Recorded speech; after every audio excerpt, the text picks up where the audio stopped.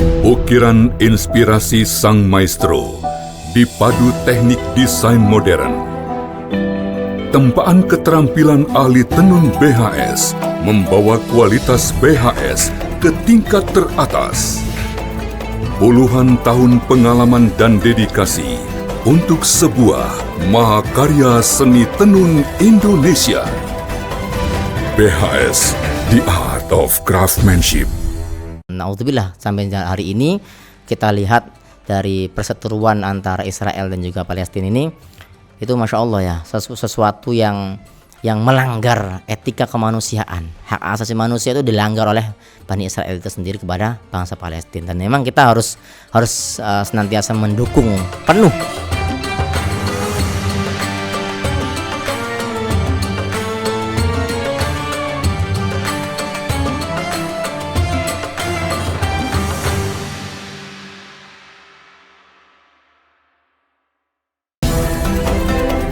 BHS, The Art of Craftsmanship.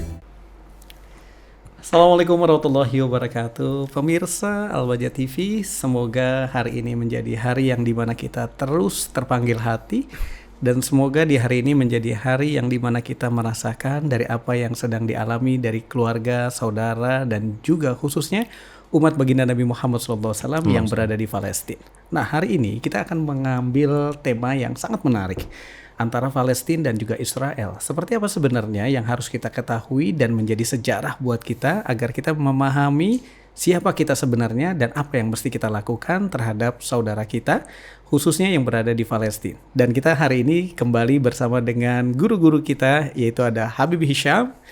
Bakhair, Bib. Bakhair, alhamdulillah. Antum bakhair? Alhamdulillah, bakhair. Kemudian ada Bang Ustadz Subhan. Sehat, Bang? Alhamdulillah, sehat walafiat, berdoa semuanya. Aktivitas hari ini apa biasanya, Bang? Alhamdulillah, kita seperti biasa.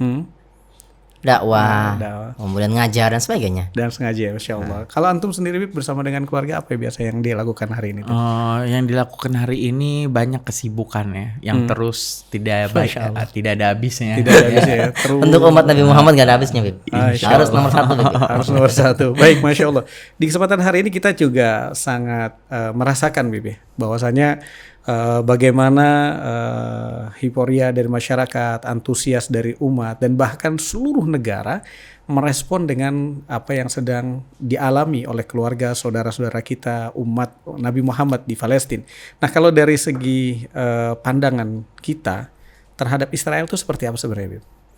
Ya, jadi yang telah dilakukan oleh orang-orang Israel itu adalah sesuatu yang dimurkai oleh Allah Subhanahu wa taala. Yeah. Ada satu surat di juz amma namanya surat Al-Buruj. Nah, asal muasal surat Al-Buruj ini turun karena dikisahkan tentang Ashabul Ukhdud, yaitu sekelompok orang yang membuat parit, kemudian diisi dengan kayu bakar, kemudian manusia dibakar ke dalam situ. Jadi manusia dibunuh oleh raja yang zalim itu karena mereka beriman kepada Allah, dibunuh dengan cara dibakar. Dibuat parit terlebih dahulu. Iya, dibakar ini zaman dulu ya dengan kayu bakar. Zaman sekarang dengan bom, dengan nuklir, senjata tajam. Nah, yang dilakukan ini genosida inilah yang akhirnya menjadikan Ashabul Ukhdud ini kutila ay lu'ina, dilaknat oleh Allah Subhanahu wa taala. Nah, orang Israel juga begitu sekarang. Mereka dilaknat karena mereka membunuh penduduk asli daripada negeri Palestina. Nah, kalau kita sekarang berbicara sejarahnya kayak apa sih? Awalnya tuh kan Nabi Ibrahim nikah dengan istri pertama Siti Sarah, punya anak itu Nabi Ishak. Nabi Ishak punya anak Nabi Yakub. Nah, Nabi Yakub ini nih dijuluki Israel. Nabi Yakub julukannya Israel. Anak cucu keturunan Nabi Yakub disebut Bani Israel atau sekarang negara Israel Yahudi. Nah, Nabi Yakub ini punya 4 istri, anaknya 12. Dari sinilah keturunannya banyak berkembang keturunan Bani Israel. Mereka awalnya tinggal di Palestina. Tapi karena zaman Nabi Yakub ini ada kemarau panjang, mereka pindah ke Mesir. Di Mesir karena Nabi Yusuf menjadi penjaga gandum, mereka akhirnya tinggal di situ, diperbudaklah sama Firaun 300 tahun. Hingga diutus Nabi Musa, ada Nabi Harun, Nabi Syuaib, Nabi Khidir, Nabi Joshua, diutus untuk menyelamatkan Bani Israel Yahudi itu dari kekejaman Firaun untuk pindah ke tanah Adnan, tanah yang dijanjikan. Maksudnya adalah negeri Syam Negeri atau Syam. Palestina sekarang nih, Sekarang. Yerusalem, Bethlehem, Baitul Maqdis. Nah, mereka disuruh ke sana, itu tanah kebebasan, tanah yang dijanjikan oleh Tuhan untuk mereka. Ya. Jadi memang Palestina awalnya dijanjikan buat orang-orang Israel, anak cucu keturunan Nabi Yakub. Tapi dalam perjalanan menuju tanah Adnan yang dijanjikan, Ya. mereka ini mulai nih melakukan penyimpangan-penyimpangan, menyekutukan Allah. Ya, patung anak sapi Samiri. Ya. Kemudian mereka menentang Nabi Harun yang menjadi pengganti Nabi Musa yang lagi khalwat bersama Allah.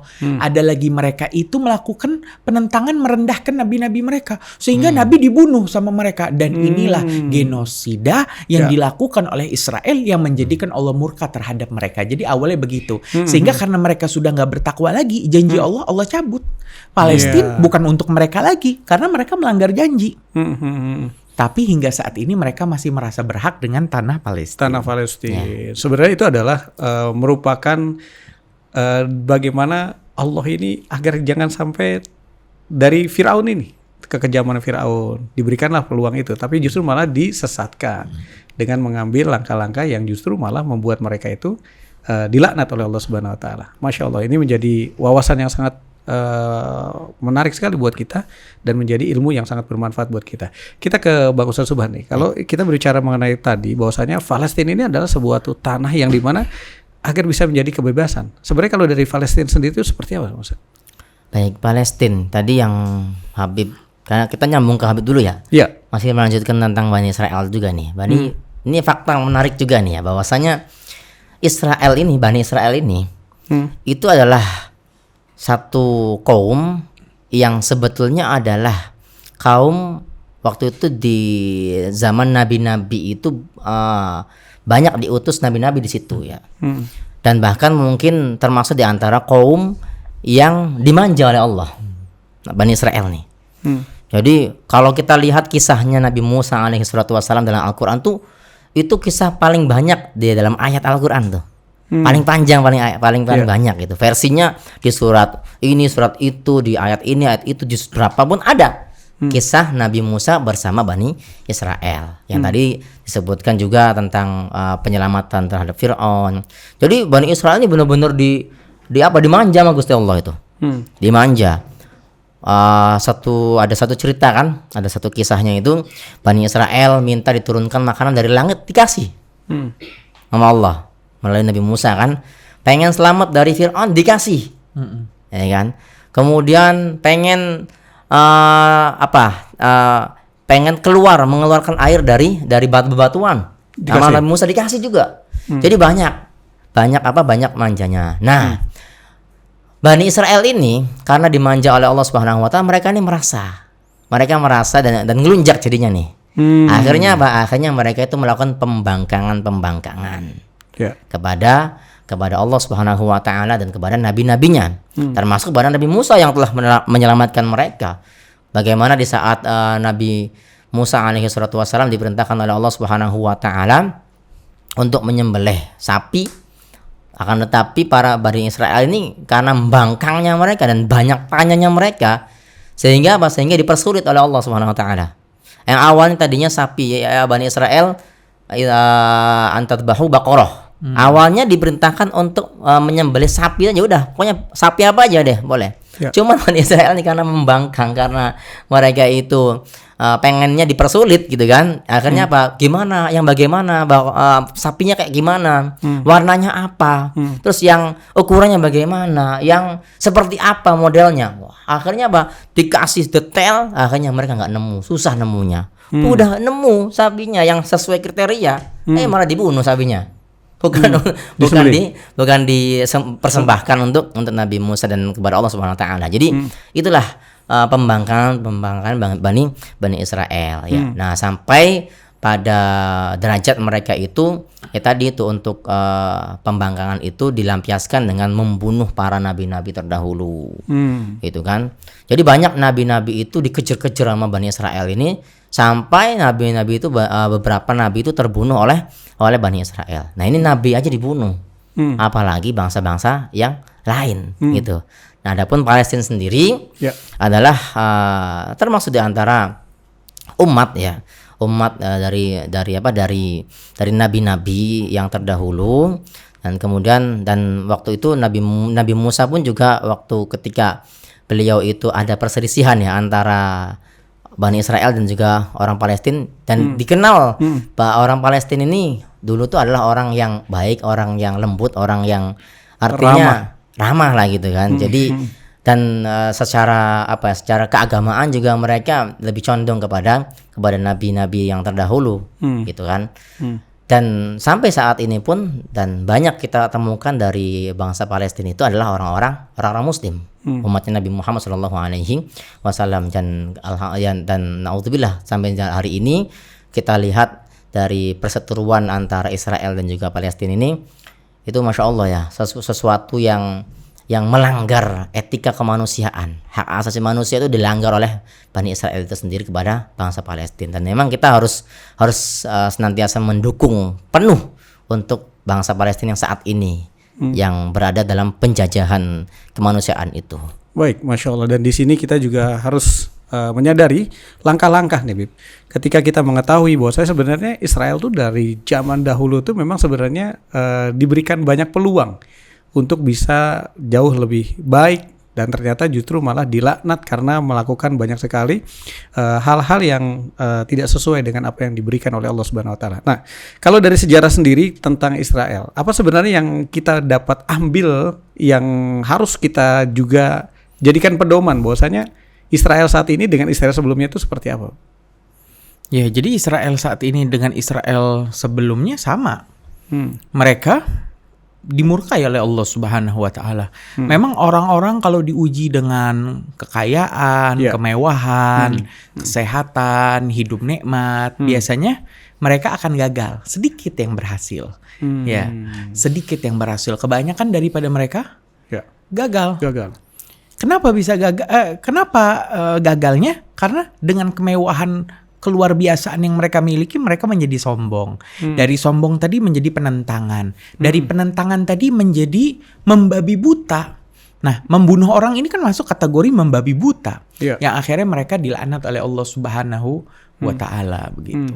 Baik, kalau dari segi pandangan yang harus kita lakukan ini dari apa yang sedang dialami kaum muslimin di Palestina, kemudian dengan apa yang sedang dilakukan oleh Israel, apa sebenarnya yang mesti kita lakukan sebenarnya? Nah, kemarin itu ada pembahasan begini, satu pemerintah di sebuah negara ingin merelokasi, memindahkan warga Palestina. Jadi mendukung rencana pemindahan. Jadi Palestina mau dikosongkan dari orang Arab. Nah, kita jelas menentang karena orang Palestina kenapa sih nggak mereka tuh pindah aja ke negara damai sehingga mereka selamat, tidak terbunuh tiap hari, dilakukan penyerangan dengan senjata.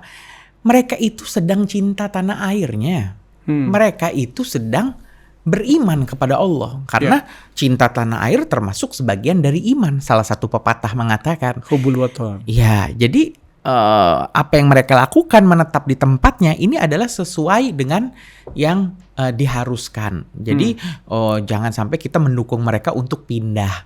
Mereka tetap di situ membela kemerdekaannya sambil kita dukung dengan berbagai cara yang kita bisa. Baik, Masya Allah. Dan kembali lagi ke Bang Ustadz Subhan. Kalau kita berbicara mengenai langkah-langkah ketika kita sebagai warga, apalagi tadi bahwasanya bukan orangnya yang dipindah, tapi langkah apa yang mesti kita lakukan? Baik, untuk menyikapi tentang Palestina ini ya, yang pertama ini masalah keimanan ya. Masalah keimanan kita sebagai umat Islam, umatnya Nabi Muhammad SAW, di saat melihat para rakyat warga Palestina, saudara-saudara kita yang ada di sana itu yang dengan sangat mirisnya, sangat menyedihkannya, ya kita harus dukung mereka. Nah, kemudian dukungnya dengan apa nih? Ya kan? Yang penting ini kita nih yang pertama nih harus iman dulu nih.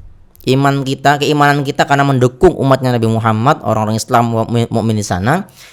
Ya. Kemudian baru nanti kita melangkah ke yang lebih jauh lagi. Bagaimana cara kita bisa membantu? Sebetulnya kalau tahapannya untuk membantu itu bisa jadi kita ke sana kan gitu ya. Cuman kalau nggak bisa ke sana berarti kita derajat yang lebih, yang keduanya lagi nih, yang selanjutnya lagi, yaitu kita membantu dengan yang kita bisa, yang kita mampu. Apa kita mampunya? Kita mampunya untuk partisipasi, donasi, nyumbang untuk mereka kita, dan banyak kok yang sudah membuka donasi-donasi ya di lembaga-lembaga baik itu zakat ataupun dari infak center dan sebagainya, itu untuk peduli sosial untuk mereka para saudara-saudara kita yang ada di Palestina. Kemudian yang ketiga, kalau misalnya kita nggak bisa ke sana, kita nggak bisa nyumbang juga, minimal kita nyumbangnya dengan doa. Ya, dengan doakan mereka di setiap kita habis sholat 5 waktu itu kita doakan mereka. Jadi jangan sampai kita lepas dari doa untuk mereka saudara-saudari kita yang ada di Palestina. Nah, kemudian yang terakhir, yang keempat ini juga termasuk yang disampaikan oleh guru kita Buya Yahya, bahwasanya kita perlu untuk mendukung mereka dengan cara apa? Dengan cara kita tidak mendukung orang yang membantu menghancurkan Palestina. Yaitu dengan kita menghindari produk-produk Israel. Jangan sampailah kita. Udah, kita harus mulai dari sekarang. Udah, kalau seharusnya kalau nggak salah udah MUI ya udah menaikkan label ini ya haram ya. Membuatkan haram ya. Udah itu sudah. Jadi, dan ini juga untuk para aktivis ya. Mohon maaf, ini para aktivis ataupun yang sering berkomentar tentang membela Israel, membela Palestina, jangan sampai kita ini hanya sekedar lisan saja, tapi kita nggak pernah praktek. Jangan sampai ada orang ya kita bicara Palestina, tapi yang kita minum adalah airnya Israel. Kita bicara bela Palestina, sabun yang kita pakai, sesuatu yang kita pakai, makanan yang kita makan, ternyata Israel semua. Nah, ini kan sesuatu yang aneh gitu. Maka ayo kita berhijrah. Kita harus mulai dari sekarang membantu warga Palestina ini dengan yang sesungguhnya. Dengan tadi tahapannya, kalau kita nggak bisa ke sana, ya kita nyumbang. Kalau nggak bisa nyumbang, kita mendoakan. Kalau nggak bisa mendoakan, kita dengan cara menghindari produk-produk orang-orang yang Israel atau yang berafiliasi dengan mereka, dengan Israel ini. Baik, Masya Allah. Ini sangat menjadi perhatian juga buat kita semua, dan ini juga menjadi suatu warning agar kita juga berhati-hati, bukan cuma hanya mendukung dengan lisan, mendukung dengan berdoa, tapi juga bisa jadi di rumah kita, atau bisa jadi produk yang kita konsumtif itu menjadi perhatian buat kita. Kalau dari Habib Hisham, apa sebenarnya yang perlu juga yang kita sangat waspadai dari apa yang sedang dialami warga di Palestina, apa yang sedang dilakukan oleh Israel, apa yang perlu dilakukan? Ya, jadi kata guru kami Buya Yahya, barang-barang yang kita konsumsi setiap hari itu dibagi 3. Pertama, barang semacam makanan yang emang umat Islam itu juga punya pabriknya nih. Jadi kan kadang kategori minuman mineral itu kan mereknya ada yang dari kalangan Israel, ada yang dari kalangan Islam. Dari Pak Haji. Iya, tentu. Kalau air mineral kita harus pakai misalnya Abai Water misalnya. Al-Bahjah Water. Kita pakai yang produknya kita dari makanan ringan-ringan. Ada produk yang umat Islam itu punya, tapi kualitasnya lebih di bawahnya produk mereka Israel. Nggak bisa nyanyi bahasanya ya masih bisa kita pakai, maka kita pilih. Kalau yang tadi harus kita hindari, yang kedua bisa kita pilih mau yang pakai yang mana sesuai kebutuhan. Ada yang sama sekali di umat Islam tidak ada.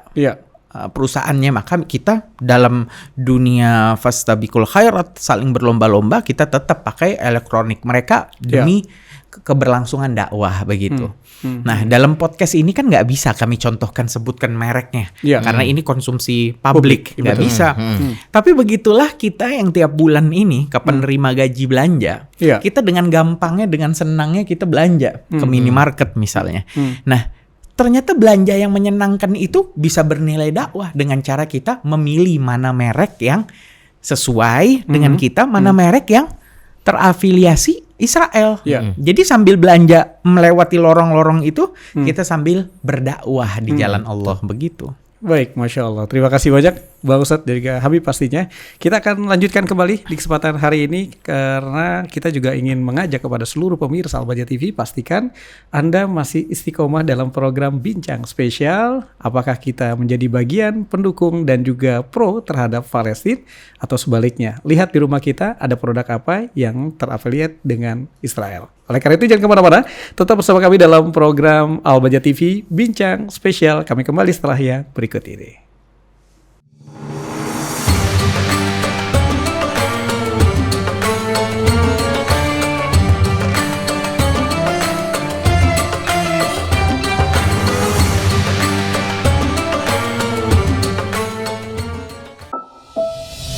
Ukiran inspirasi sang maestro dipadu teknik desain modern. Tempaan keterampilan ahli tenun BHS membawa kualitas BHS ke tingkat teratas. Puluhan tahun pengalaman dan dedikasi untuk sebuah mahakarya seni tenun Indonesia. BHS, The Art of Craftsmanship.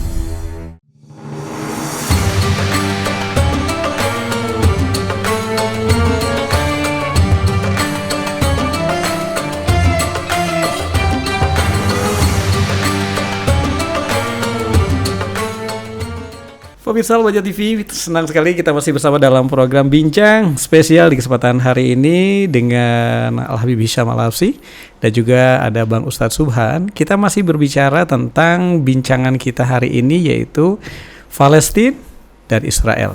Dan kalau kita berbicara kembali Bib, di sini memerangi itu bukan berarti juga hanya dengan nuklir yang bersambut ataupun dengan senjata, dengan tank. Memerangi yang sesungguhnya bagi kita yang belum mampu untuk terjun jihad di lokasi itu, apa sih yang mesti kita lakukan? Ya tentu kita nggak berbicara lagi doa, itu harus. Nggak berbicara donasi sumbangsi, nggak berbicara lagi demo ikut serta, atau langsung terjun ke tempat. Tapi yang nomor satu yang paling jelas bisa kita lakukan adalah boikot. Boikot ya, begitu. Boikot. Baik, kalau dari boikot sendiri Bang Ustadz nih apa sih sebenarnya yang perlu kita teliti dari bahasa boikot? Karena ternyata kalau kita telusuri lagi banyak produk-produk yang tadinya ini nggak afiliat nih dengan Israel, tapi kenyataannya baru dapat kabar terbaru, oh ternyata afiliat juga. Nah, langkah apa sebenarnya yang kita perlu teliti tuh? Baik, jadi ya boikot ini kan salah satu di antara perjuangannya kita ya. Ya. Jadi perjuangannya kita untuk membela saudara-saudari kita ini dengan cara boikot. Yang sudah terafiliasi atau yang sudah nyata ibaratnya terafiliasi, ya sudah kita saat ini sudah tidak usah lagi ragu untuk memboikot produk-produk tersebut gitu. Jadi di sini nanti boikot ini hubungannya dengan tadi tuh keimanan dan hawa nafsu. Kalau tadi Habib sebutkan ya ada kriterianya nih. Ada yang memang orang Islam itu nggak punya atau belum maksimal dengan itu, seperti halnya kayak senjata, kan? Nah, kita nggak bisa beli senjata untuk memerangi mereka sendiri, kecuali dari senjatanya mereka juga. Ya udah, berarti kita beli senjata itu untuk memerangi mereka. Nah, tapi di sini yang dibicarakan adalah apa? Yang tadi yang masalah yang receh-receh tadi tuh. Ya masalah ya makanan, minuman, sabun yang kita pakai, sampo yang kita pakai, apa pasta gigi yang kita pakai, sikat gigi yang kita pakai, yang sehari-hari aja kita mulai. Nah sekarang tuh kita udah mulai harus mulai mendata ini, dan itu sudah banyak kok. Di media sosial udah banyak orang-orang yang dipercaya untuk bahwasanya ini nih beneran terafiliasi gitu. Artinya udahlah, hawa nafsu kita tinggalkan dah udah. Apa kita nggak kasihan? Ibaratnya bayangkan aja deh kalau kita minum nih, ya ini minum darahnya anak kecil yang ada di Palestina yang dibom itu. Jadi seperti itulah. Baik. Kurang lebihnya ya. Baik, Masya Allah. Terima kasih Bang Ustadz. Dari kita kembali ke media sosial, Bib. Ada pertanyaan dari @city.zahra_. Ini pertanyaannya, sering dengar anjuran boikot produk pro Israel, tapi apakah benar boikot itu punya dampak nyata atau hanya jadi kepuasan moral saja bagi umat Islam? Oh ya jelas sangat ada dampak nyatanya dong. Jadi walaupun tidak terlihat, tapi dampaknya itu terasa. Terlihat enggak, tapi terasa, sangat terasa. Bahkan di antara mereka itu, para perusahaan yang kita boikot, mereka jadi bingung. Sehingga melakukan berbagai cara, iklan, kemudian sumbangsi kepada lembaga Islam. Ternyata mereka bingung. Karena mengalami penurunan keuntungan yang signifikan. Begitu. Jadi sangat terasa sekali. Baik. Berikutnya kita ke Bang Ustaz Subhan. Dari @mujahid.indo. Ini ada, kalau kita donasi untuk Palestina, tapi tetap konsumsi produk dari perusahaan pendukung Israel, apakah niat baik kita jadi tidak utuh? Gimana menyikapinya secara proporsional? Ini tadi masalah keimanan tadi. Jadi ya kita bicara masalah bela Palestina, tapi kita nggak nyata. Artinya apa? Artinya masih kurang lah. Maka dari itu ya sudahlah, kita udah nggak usah. Kita berusaha untuk memerangi hawa nafsu kita masing-masing. Kita mulai tinggalkan, kita mulai berhijrah untuk meninggalkan produk Israel ini. Karena itu emang nyata dan itu keimanan. Keimanan kita kepada cinta kepada saudara kita yang ada di Palestina. Yang ada di Palestina. Baik, Masya Allah. Kemudian kita juga kembali bahwasanya tadi apa yang disampaikan oleh Ustaz Subhan ini, bahwa kita hijrah. Nah, kebetulan kita berada di momen Tahun Baru Islam. Apa sebenarnya yang harus kita lakukan? Ini ada salah satu pertanyaan dari @bintang.hijrah. Setiap tahun Muharram datang, tapi kok terasa hambar dibandingkan bulan-bulan lain seperti Ramadan. Apakah kita selama ini kurang memahami makna sebenarnya dari bulan ini atau bulan Muharram ini? Ya, jadi sebenarnya patokannya bukan bulan Muharramnya. Karena Nabi hijrah itu bulannya Rabiul Awal. Tapi maksud daripada ayo kita berubah itu dari tahunnya. Di mana tahun Nabi hijrah dari Mekah ke Madinah berpindah dari satu tempat ke satu tempat lainnya, ini dimaknai dengan perubahan. Jadi tahunnya Hijriyah. Dan kebetulan tahun baru Hijriyah dirayakan di awal bulan Muharram.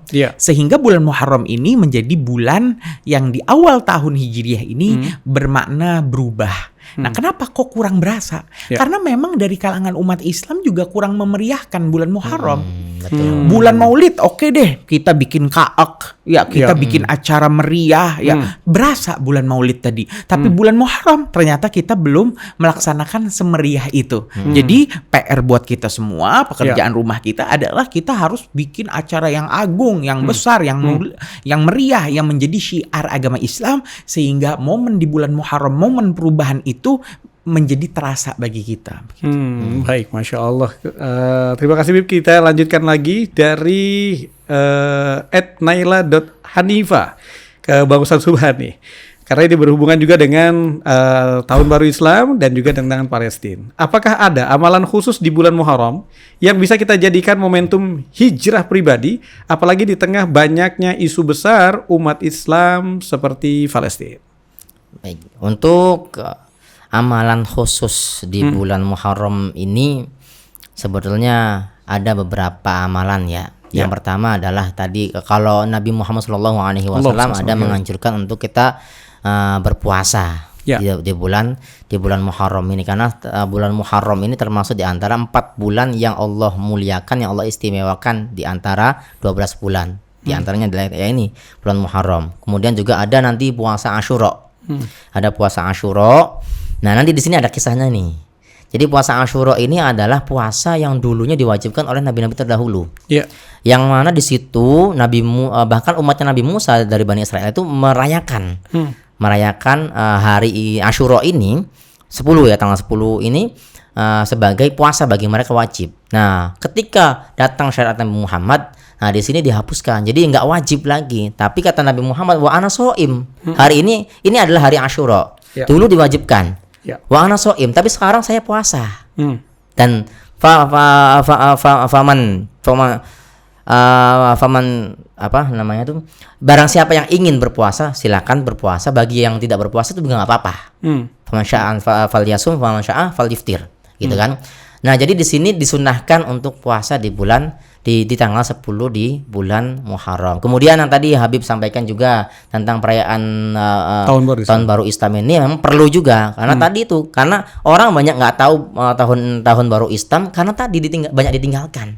Karena nggak ada yang mensyiarkan, makanya tugas kita adalah mensyiarkan tadi. Alhamdulillah di Al-Bahjah sudah setiap tahunnya pasti merayakan. Gitu. Jadi semuanya nanti kita ajak semua yang di kampung-kampung, di masjid-masjid atau yang di daerah masing-masing untuk bisa merayakan tahun baru Islam. Baik, Masya Allah. Terima kasih banyak Pak Ustadz. Dan yang terakhir, Wib, apa yang ingin disampaikan dari program hari ini tentang Palestina dan tentang Israel kepada seluruh pemirsa Al-Bahjah TV? Tentu satu-satunya pesan kami nomor 1, boykot, boykot, boykot.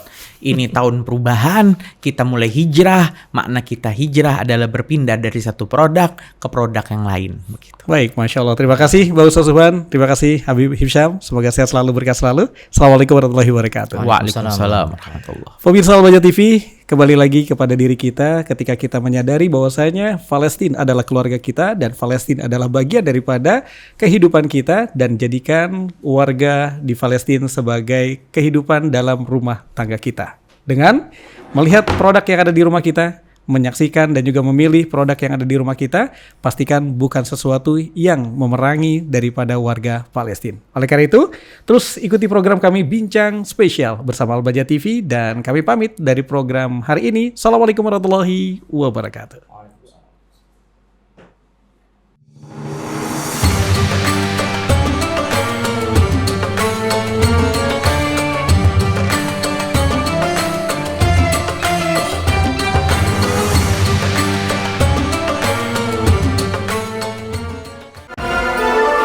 Atlas, inspiring the world. Atlas Super Premium. Superior color. Superior weave. Maximum density. Superior comfort.